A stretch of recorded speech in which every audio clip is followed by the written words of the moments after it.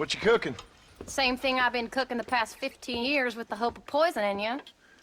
Ain't working so well. Not yet. I'll be honest, though. Tastes bad enough to kill a man. I never was much of a cook, but I did try to be a good wife. And you have been. Given what we was and what we came from, I think we've gone and done okay. I look at Jack, I look at him, and I think we've been blessed. Maybe he can be something more. He's a good kid. He can be whatever he wants to be. He ain't gonna be no frontier gunslinger killing and running no gang, though. That way's over. Railroads and government and motor cars and everything gone and done away with all that. And he ain't gonna marry no orphaned working girl running with a bunch of hucksters, neither. If he meets one like you, I hope he'll marry her. Stop. For an illiterate gunslinger, you sure know how to make a girl blush. God damn crows! John! You have got to go deal with them. They've broken into the silo again and are eating all the corn out from it. Of course, my angel. Wait, get out of there. All right, all right. Go on. Scat. Shh.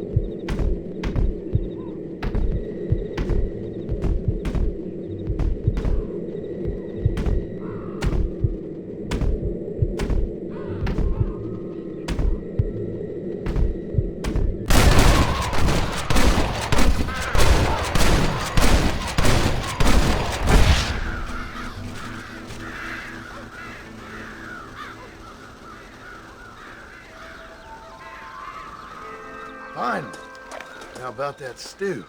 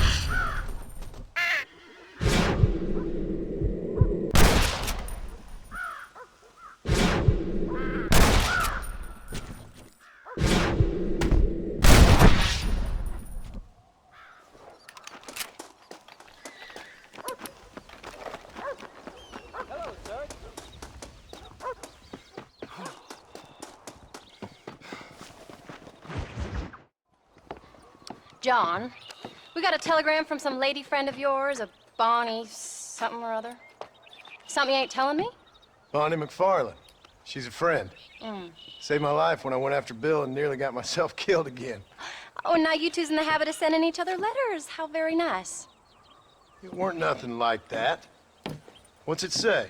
I don't know. I can't... Well, you know I can't read. Give it here. You read that thing out loud?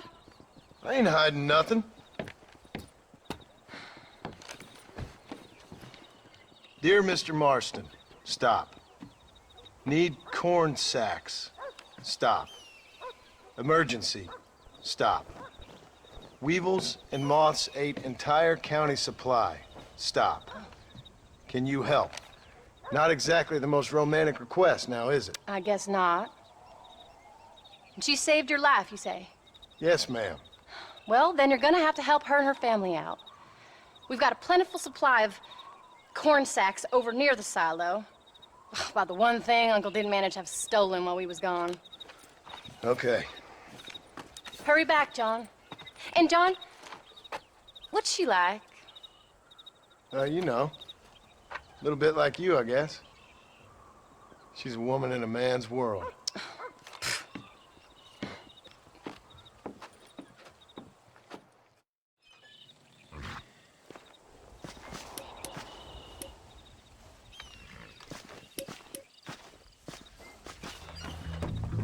John, wait! I changed my mind. I'm coming with you. Well, come on then. Let's get going.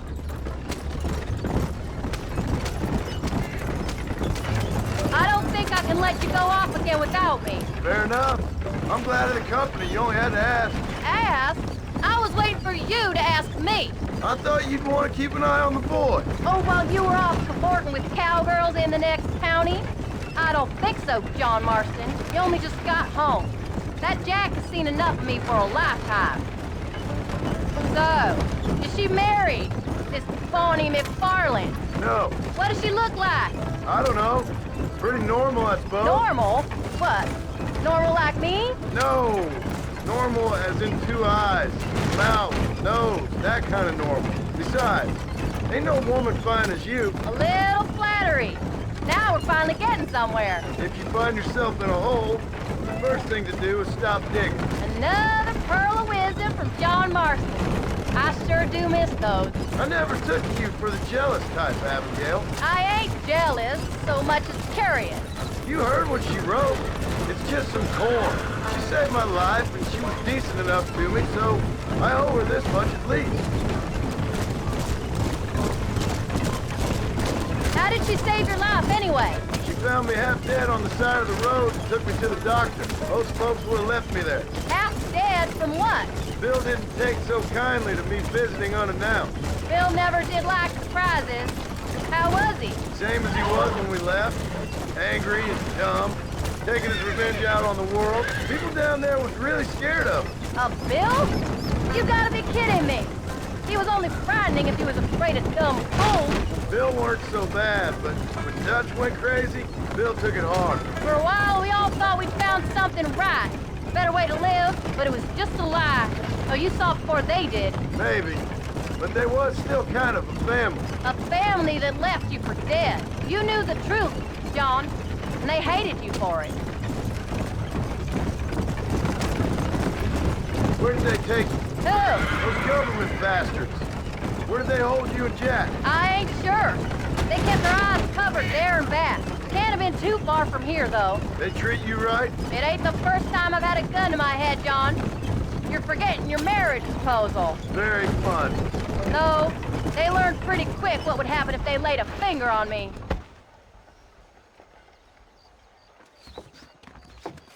You came. Thank you so much. We lost the entire harvest. Miss McFarland, I'd like you to meet my wife, Abigail. Oh, ain't you quite the gentleman all of a sudden? It's a pleasure to meet you, Mrs. Marston. Likewise. Thank you for saving my husband's life. And for teaching the miserable goat some manners, among other things. I didn't teach him anything. I know better than to try to change a man. You should meet my father. Oh, people can change, Miss McFarland. John and I have to believe that more than anybody. This is a decent first harvest for you, John. You should be proud. That's good land you got there. How are you feeling, Mrs. Marston? From what your husband told me, it must have been awful for you. I've been through worse, and I knew he'd be back before too long. He can't cook a meal to save his life. Abigail, in my darkest hours, when I was most homesick, just the thought of one of your rat meat stews kept me pushing forward. Well, about as amusing as a weeping saddle sore, ain't he, Mr. Farland? If you're gonna start yammering about women's work, John, I'd say you might be in the wrong company. I'd say so, too. I never felt so outnumbered.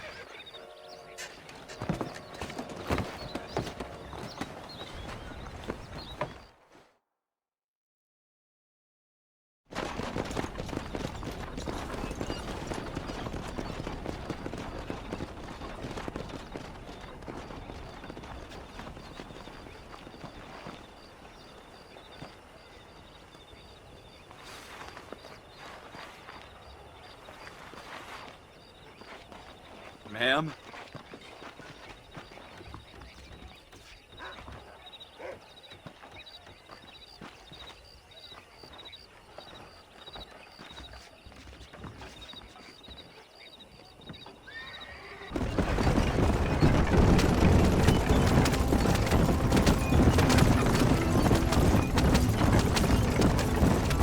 So that was the famous Bonnie.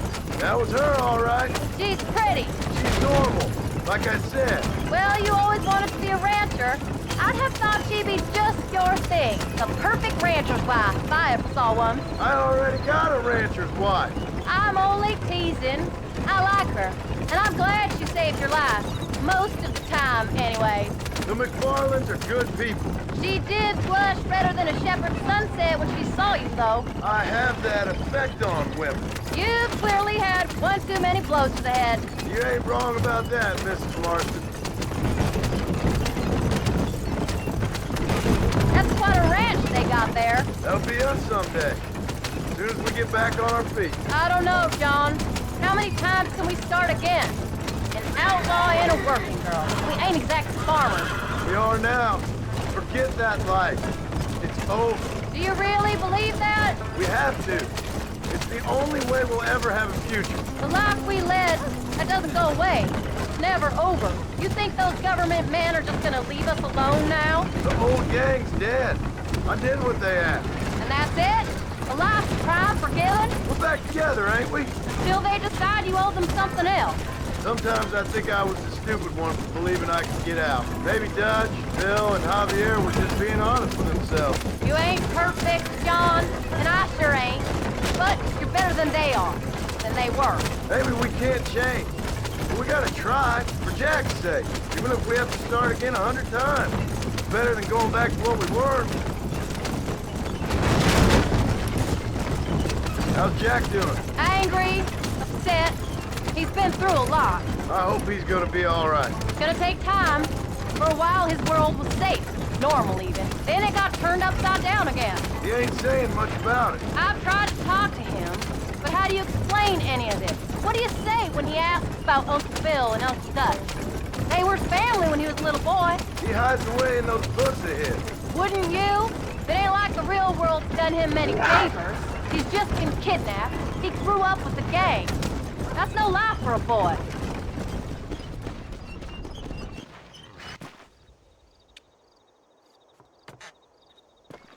We did good today, John.